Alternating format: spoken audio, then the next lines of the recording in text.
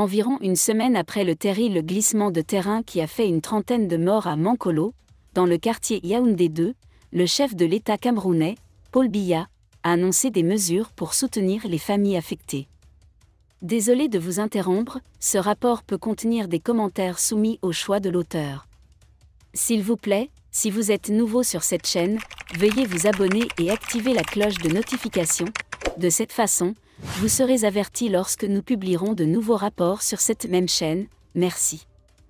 Le ministre de l'Administration territoriale, Paul Atanga NJ, a procédé ce vendredi à la remise des dons du président de la République à 42 familles sinistrées, qui ont été hébergées à la maison du parti RDPC, située dans le quartier Domkana de la commune de Yaoundé 2e.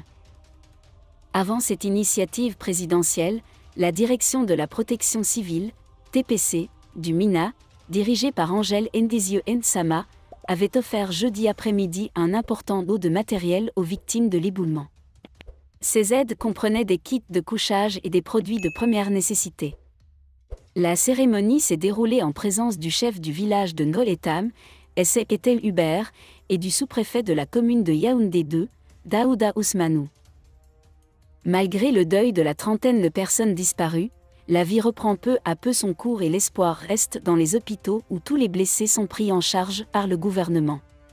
De plus, toutes les administrations sectorielles impliquées dans la gestion de cette catastrophe sont mobilisées pour apporter des réponses adéquates afin de prévenir tout nouveau risque sur le site de Ngoletam, a indiqué le MINA dans un communiqué officiel. Cette assistance du président de la République, en coordination avec les efforts des autorités locales, montre l'engagement du gouvernement à accompagner les personnes touchées par cette tragédie.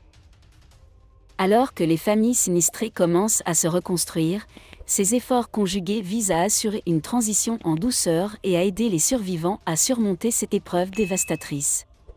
Conférence de presse du MRC, un quart du parti révèle l'objet de la colère de Kanto. Nous vous l'avions annoncé il y a quelques heures, le président du Mouvement pour la Renaissance du Cameroun, MRC, tient une conférence de presse ce vendredi 13 octobre à Oxa. L'objet de cette conférence de presse, ou du moins, l'un des sujets, qui devait être révélé aux journalistes sur place est connu. Merci d'être resté avec nous jusqu'à ce point, comme toujours pour promouvoir la liberté d'expression. Laissez vos opinions à ce reportage dans la section commentaires ci-dessous. Si vous avez aimé cette vidéo, merci de liker, partager, commenter et surtout vous abonner à la chaîne. Et on se retrouve très vite pour une prochaine vidéo.